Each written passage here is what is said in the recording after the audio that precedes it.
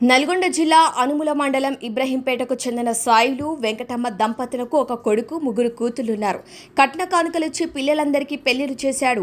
సాయిలు కొడుకు యాదయ్య, సుమలత దంపతులు తమకున్న 8 ఎకరాల్లో వ్యవసాయం చేసుకుంటూ జీవనం సాగిస్తున్నారు. యాదయ్య, సుమలత దంపతులకు కూతురు లావణ్య జన్మించింది. లావణ్య 7 ఏడాది వయసున్నప్పుడు తండ్రి యాదయ్య అనారోగ్యంతో మృతి చెందాడు. భర్త మృతితో కూతురు లావణ్యతో కలిసి సుమలత ఒంటరిగా ఉంటుంది. తండ్రి నుంచి లావణ్య వచ్చిన 8 ఎకరాల భూమికి గార్డియన్గా తాత సాయిలు ఉన్నారు. ఇదే సమయంలో అనారోగ్యం పాలైన సాయిలు వెంకటమ్మ వైద్యం కోసం 30 లక్షలు వెచ్చించామని 8 ఎకరాల భూమి ఇవ్వాలంటూ ముగ్గురు కూతుళ్లు కోర్టులో కేసు వేశారు. కోర్టు తీర్పు ప్రకారం సుమలత ఆడపడుచులకు 5 లక్షల రూపాయలు చెల్లించి వ్యవసాయ భూమిని స్వాధీనం చేసుకుంది.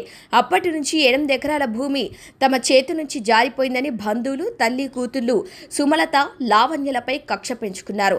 తల్లి కూతుళ్లను అంతమొందిస్తే భూమి తమ పరమవుతుందని పథకం వేశారు. యథావిధిగా తమ ఫామ్ ఆయిల్ తోటలో పనిచేసేందుకు ఉదయం తల్లి కూతుళ్లు సుమలత, లావణ్యలొచ్చారు. పథకం ప్రకారం గుర్తు తెలియని వ్యక్తులు కళ్లల్లో కారం చల్లి తల్లి కూతుళ్లను చున్నులతో గొంతు నిలిమి అత్యంత దారుణంగా హతమార్చారు. ఈ దారుణ ఘటనతో ఇబ్రహీంపేట గ్రామంలో విషాద ఛాయలు అలుముకున్నాయి.